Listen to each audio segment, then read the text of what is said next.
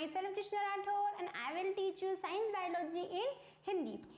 Previous lecture में हमने पढ़ा था कि किस प्रकार से हमारे शरीर में तंत्रिकाओं का जाल बना होता है, जिसका जो सीपीयू रहता है, कंट्रोल प्रोसेसिंग यूनिट जो रहती है, वो हमारा मस्तिष्क होता है। इसके द्वारा ही क्या किया जाता है, विभिन्न सूचनाओं को नर्व्स के द्वारा, नर्व सेल जिसको हम न्यूरॉन्स भी बोलते हैं, तंत्रिका कोशिका भी बोलते हैं, उन कोशिकाओं के द्वारा हमारे अन्य भागों में भेजा जाता है और उन्हीं को अपन जो है एज ए रिएक्शन जो है करते हैं। ठीक है, अब यहाँ पर अपन बात करते हैं कि ये तंत्रिका ऊतक जो है किस प्रकार से कार्य करते हैं, मतलब कि जो सूचनाओं का ट्रांसफॉर्मेशन होता है, जो परिवहन है, किस प्रकार से होता होगा, है ना। जैसे कि अपन जो इस चीज को सोच रहे हैं, कि इमेजिनेशन है हमारे लिए, है ना, एज्यूम कर रहे हैं हम उस चीज को कि हाँ ऐसा होता होगा, लेकिन अब यहाँ पर हम एक्चुअली उसकी सीरीज पढ़ते हैं कि जो क्रम रहता है उसका वो क्रम क्या है ना। प्रीवियस लेक्चर में हमने आपको ये भी बताया था कि किस प्रकार से जो ये ब्रेन टिश्यू रहते हैं या फिर क्रेनियल टिश्यूज रहते हैं, इनका संरक्षण किस प्रकार से होता है। बताया था मैंने कि क्रेनियल नर्व्स होती है या फिर एक कपाल होता है, खोपड़ी होती है, उस खोपड़ी के द्वारा क्या की जाती है, ब्रेन की रक्षा की जाती है ना। इसको बाहरी आघातों से बचना बहुत ही आवश्यक है, क्योंकि अगर इस पर किसी प्रकार की इंजरी हो जाती है तो इससे जो आपके शरीर का जितना भी समन्वय है, जितना भी बैलेंस है, वो सारा क्या हो जाता है, कंट्रोल में नहीं रहता है, इम्बैलेंस हो जाता है। इसीलिए इसको शांत रखना, है ना, इस मस्तिष्क पर कंट्रोल होना बहुत ही आवश्यक होता है। अब यहाँ पर अपन देखते हैं कि जो तंत्रिका ऊतक या फिर नर्व टिश्यूज है, इन नर्व टिश्यूज की क्रिया किस प्रकार से होती है।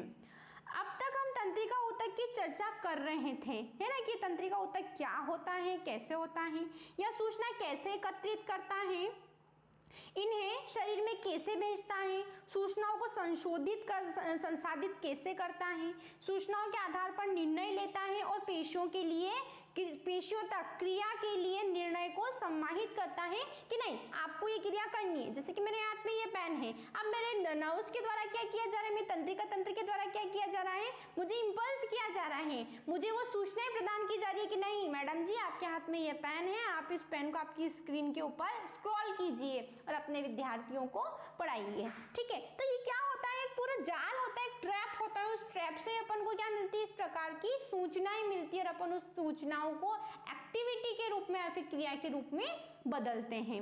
दूसरे शब्दों में जब क्रिया या गति संपन्न होती है, पेशी ऊतक अंतिम काम करेंगे, है ना। जंतु पेशी कैसे गति करती है, अगर यहाँ पर तंत्रिका ऊतक ने हमको सूचनाएं भेज दी, ठीक है, अब सूचनाओं को भेजने के बाद में वो कार्य हो रहा है या नहीं हो रहा है, वो किस पर निर्भर करता है, हमारी मसल्स पर निर्भर करता है। जैसे कि मेरी क्रेनियल नर्व्स ने, मेरी नर्व्स और टिश्यूज ने मुझे क्या कर दिए, उन सूचनाओं को इंपल्स कर दिया, वो इन्फॉर्मेशन तो मुझे दे दी, है ना। अब वो इंफॉर्मेशन कैसे एज रिएक्शन या फिर ऐसे किस प्रकार से क्रिया के रूप में बदल रही है, वो किस पर निर्भर करता है, या फिर अपन उसको प्रूव कब करेंगे, जब हमारी ये जो मसल्स है वो मसल्स क्या करेगी, मूवमेंट करेगी, तब जाकर अपन मान सकते हैं कि तंत्रिकाओं ने जो आपको आदेश दिया है उस आदेश को आपने ओबे किया है ना। जब तंत्रिका आवेग पेशी तक पहुंचता है तो पेशी को गति करनी चाहिए, है ना। जैसे हमारी तंत्रिका जो है वो क्या करती है, हमको सूचनाओं को भेजती है, ठीक है, तो जैसे वो सूचनाओं को भेजेगी कुछ समय में ही हमारे शरीर में वो आवेग उत्पन्न होना चाहिए और हमारी पेशियों की क्या होनी चाहिए, मूवमेंट होना चाहिए, उनके बीच में गति होना चाहिए, तभी हम उस कार्य को संपन्न मानेंगी। एक पेशी की कोशिका कैसे गति करती है, कोशिकीय स्तर पर गति करने के लिए सबसे सरल धारणा है कि पेशी कोशिकाएं अपनी आकृति बदलकर गति करती हैं, है ना। मतलब कि मसल्स में क्या होता है, मोशन होता है, ये अपनी शेप को जो है क्या करती है, चेंज करती है, और उसके द्वारा ही हम पता लगा सकते हैं कि यहाँ पर क्या हुआ है, हमारी सेल में मूवमेंट हुआ है। अतः आगामी प्रश्न अब ये है कि पेशी कोशिकाएं आकृति कैसी बदलेगी, है ना। तो ये क्या होता है, कुछ ऐसे केमिकल्स होते हैं, कुछ रसायन होते हैं जो हमारे शरीर के द्वारा स्रावित किए जाते हैं, ये उस पर डिपेंड करता है ना। उसका उत्तर कोशिकीय अवयव के रसायन में निहित होता है, उसके कोशिकीय रसायन में या फिर साइटोप्लाज्म पे ये निर्भर करता है। पेशी कोशिकाओं में विशेष प्रकार के प्रोटीन होते हैं जो उनकी आकृति और व्यवस्था दोनों को ही बदल देते हैं। सपोज इट कि हमारा जो हार्ट रहता है ना, जो कार्डियक मसल्स का बना होता है, वो भी तो क्या करता है, बीट करता है, उसमें भी स्पंदन होते हैं, तो उसकी गति भी इसी प्रकार की होती है, लप डप, है ना, धक धक नहीं होता है, वो लप डप होता है। तो वो भी तो किसी न किसी प्रकार से गति कर रहा है ना, तो कैसे कर रहा है वो, है ना, उसमें भी क्या हो रहा है, कभी अप हो रहा है, कभी डाउन हो रहा है। इसी प्रकार से जब हम ब्रीथिंग करते हैं, रेस्पिरेशन जब हमारे अंदर होता है, उस क्रिया में क्या होता है, हमारे चेस्ट वाला, हमारा थोरेसिक जो चैम्बर होता है वो क्या होता है, अप डाउन, है ना, डायफ्राम जो क्या करता है वहां पर मोशन करता है। तो किसके ऊपर डिपेंड कर रहा है, मसल्स के ऊपर डिपेंड कर रहा है, प्लस उन मसल्स में पाए जाने वाले एंजाइम्स के ऊपर ये डिपेंड करता है। कोशिका में यह तंत्रिका विद्युत आवेग की अनुक्रिया के फलस्वरूप होता है। ऐसे इलेक्ट्रिक इंपल्स अपन को मिलते हैं, उसी को अपन जो है उसके थ्रू चेंज करते हैं। जब यह घटना होती है तो इन प्रोटीन की नई व्यवस्था पेशी की नई आकृति देती है। स्मरण कीजिए हमने कक्षा 9 में पेशी ऊतक की चर्चा की थी, ठीक है। हमने विभिन्न प्रकार के जो है क्या पढ़े थे, पेशी ऊतक पढ़े थे, मस्कुलर टिश्यू पढ़े थे, कौन कौन से होते हैं, है ना। तब विभिन्न प्रकार की पेशियां जैसे ऐच्छिक पेशियां तथा अनैच्छिक पेशियां थी। अब वॉलेंट्री और इनवॉलेंट्री यहाँ पर क्या है, मसल्स है जो कि ऐच्छिक और अनैच्छिक क्रियाओं को क्या करती है, कंट्रोल करती है। यहाँ पर ये ध्यान दीजिएगा आप, ऐच्छिक और अनैच्छिक क्रियाएं क्या होती है और ये पेशियां क्या होती हैं। ऐसी क्रियाएं जो हमारे नियंत्रण में होती है वो कौन सी कहलाती है, ऐच्छिक क्रियाएं कहलाती हैं। और ऐच्छिक क्रियाएं कौन सी पेशियां करेगी, ऑब्वियसली ऐच्छिक पेशियां ही करेगी।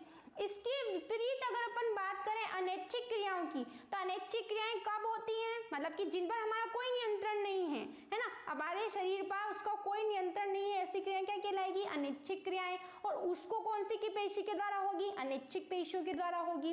जैसे कि अगर अपन बात करें हृदय का धड़कना, हमारा श्वसन करना, पाचन करना, उत्सर्जन, या उत्सर्जन तो फिर भी एक प्रकार से अपन मान सकते हैं, उस चीज को अपन कंट्रोल कर सकते हैं, लेकिन श्वसन जैसी प्रक्रिया, पाचन जैसी प्रक्रिया, है ना, इन चीज को अपन क्या नहीं कर सकते हैं, कंट्रोल नहीं कर सकते। मतलब कि जो हमारे द्वारा नियंत्रित नहीं होती वो क्रियाएं कौन सी हैं, अनैच्छिक। और जो हम नियंत्रित कर लेते हैं वो कौन सी क्रियाएं, जैसे कि अभी मेरा चलना नहीं चलना, मेरी गति जो है किसके हाथ में, मेरे हाथ में, मेरे कंट्रोल में है, मैं जब चाहूंगी तब चलूंगी, ठीक है। मेरा पेन है, मैं जब चाहूंगी तब इस पेन का यूज करूंगी, जब मेरा मन नहीं पड़ेगा तब मैं उस पेन को यूज नहीं करूंगी, ठीक है। तो हमको वो मसल से क्या नहीं करते, आप इंपल्स नहीं करते कि नहीं नहीं आप तो ये काम कीजिए, है ना, आप तो यहाँ पर अपना पेन स्क्रॉल कीजिए, सही, ऐसा कुछ नहीं होता है ना। तो ऐसी क्रियाएं जो कि हमारे समन्वय में, हमारे नियंत्रण में हो, वो कौन सी होगी, ऐच्छिक क्रियाएं, और जो नहीं होती है वो अनैच्छिक क्रियाएं होती हैं। अब तक हमने जो चर्चा की, इसके आधार पर आपको क्या करना है, इसके आधार पर आप विचार कर सकते हैं कि इनमें क्या अंतर होगा। तो मैंने आपको बता दिया है कि इनमें क्या अंतर होता होगा, ऐसी पेशियां जिन पर, या फिर ऐसी क्रियाएं जिन पर हमारा नियंत्रण नहीं होता है। अब अनैच्छिक क्रियाओं के अंदर और ऐच्छिक पेशियों के अंदर क्या आएगा, जैसे कि हमारे हृदय पेशियां होती, कौन सी पेशियां है ये, अनैच्छिक पेशियां हैं, है ना, मतलब कि इस पर हमारा कोई भी नियंत्रण नहीं होता है। इसी प्रकार से इन पेशियों के एक एक नाम और होते हैं, है ना। ऐच्छिक जो पेशियां रहती है उनको अपन रेखित पेशियां, अनैच्छिक पेशियों को अपन अरेखित पेशियां भी कहते हैं, ठीक है। सो यहाँ पर आप ये ध्यान में रखिएगा। इस लेक्चर में हमने देखा कि किस प्रकार से तंत्रिका ऊतक जो है, इन तंत्रिका ऊतक के द्वारा क्रिया की जाती है, किस प्रकार से यह उन सूचनाओं को विद्युत आवेगों के रूप में बदलता है, और विद्युत आवेगों के द्वारा जो है हमारी मसल्स यहाँ पर कॉन्स्ट्रिक्ट होती हैं, है ना, और उसके बाद में जो है ये मसल्स क्रिया करती हैं। जैसे हमारी मसल्स ने मोशन किया, हम क्या कहेंगे कि हाँ यहाँ पर एक वर्क जो है कंप्लीट हुआ है। इसका मतलब क्या है, हम कार्य कर रहे हैं, हमारी तंत्रिका के द्वारा जो हमको सूचनाएं मिल रही हैं हम उनको ओबे कर रहे हैं, ठीक है। सो इस लेक्चर के बाद अगले लेक्चर में हम पढ़ेंगे कुछ प्लांट्स के बारे में कि किस प्रकार से प्लांट्स में समन्वय होता है, ठीक है। तब तक आप इसको देखिए, समझिए, जो डाउट हो हमसे पूछिए। So keep watching our videos, thank you.